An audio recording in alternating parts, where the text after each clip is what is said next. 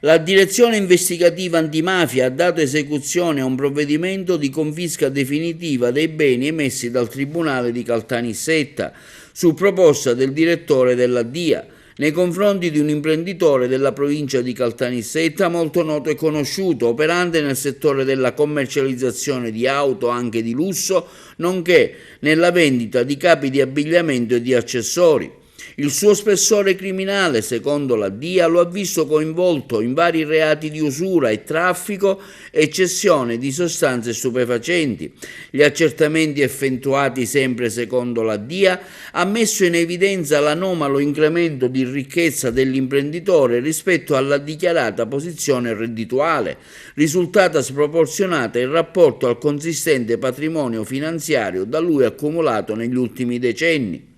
La confisca definitiva è intervenuta a seguito di una sentenza emessa dalla Corte di Cassazione e ha interessato una concessionaria di auto, un negozio di abbigliamento, entrambi siti a Caltanissetta, una partecipazione societaria, 3 fabbricati, tra cui una lussuosa villa con piscina, 5 terreni e svariati rapporti bancari per un valore stimato pari a circa 3 milioni di euro.